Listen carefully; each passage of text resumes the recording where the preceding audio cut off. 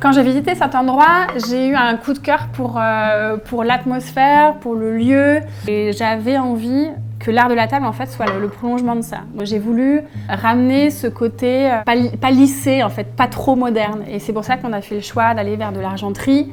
Je voulais pas faire de compromis sur la qualité. Je voulais que ce soit très simple, mais vraiment en gardant des belles matières. Donc c'est pour ça qu'on a de la belle verrerie, qu'on a des belles assiettes. Ça c'était vraiment la baseline. C'était de la même façon qu'en cuisine, on a une cuisine qui est assez simple, mais en même temps sans faire de compromis sur la façon dont on achète les choses. L'art de la table est le même reflet de cette philosophie en fait. Alors c'est vrai qu'ici on a plein de vaisselle dépareillée avec laquelle on joue et qui se retrouvent en fait assemblées au même moment sur la table. Et c'est vrai qu'à Luce c'est aussi le cas. On a aussi plusieurs gammes de vaisselle qui cohabitent. J'aime bien avoir des mélanges. Je trouve que c'est plus facile pour associer les choses et en plus ça permet d'un côté vraiment pratique de réintroduire si on manque de vaisselle parce que malgré tout la vaisselle se casse. Au bout d'un moment de réintégrer une autre gamme de façon assez naturelle en fait. Là on a cette possibilité-là, cette liberté et puis on peut jouer en fonction des envies sur différentes formes, différentes couleurs en fonction de ce qu'on a envie. Aujourd'hui, l'identité du restaurant, elle n'est pas linéaire. Donc la vaisselle, elle est pareille, elle est aussi diverse que notre clientèle. Alors il y a des choses effectivement très modernes, des choses beaucoup plus anciennes. Ça vient d'un magasin de porcelaine japonaise. Ici on a du Révol. Ici on a des assiettes qui ont été faites à la main par ma belle-sœur. Ça c'est une assiette qui vient de mon arrière-grand-mère du côté de mon papa. Ici on a du Jars, des formats, des univers différents, mais j'aime bien que les choses soient très dépareillées et que tout vive comme ça.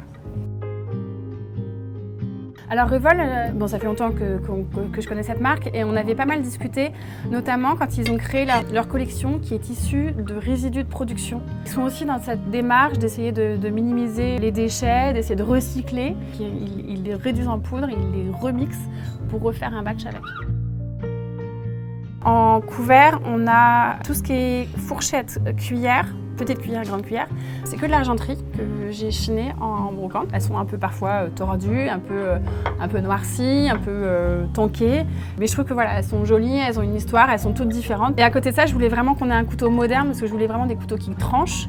Donc on a des Perceval, qui est une marque que j'aime beaucoup, que je connais depuis des années, puisque j'avais rencontré Yves et sa passion. Et c'était assez naturellement que j'imaginais qu'on ait des couteaux Perceval, évidemment ici. Le manche a été traité, donc c'est des couteaux qui sont normalement lavables en machine.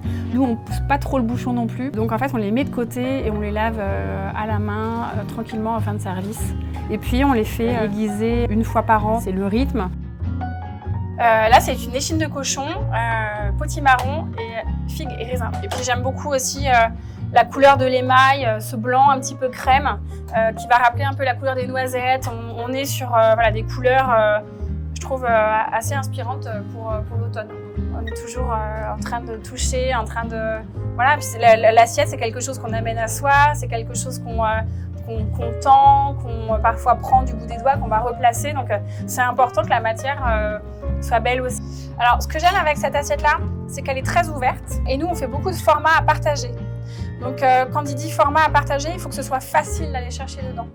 Là justement, comme on a quelque chose qui n'est pas du tout creux, ça va être facile de venir piocher avec une fourchette, avec une cuillère. Comme la base de l'assiette, c'est une purée, donc ça ne va pas bouger, ça va pas s'étendre au fond de l'assiette.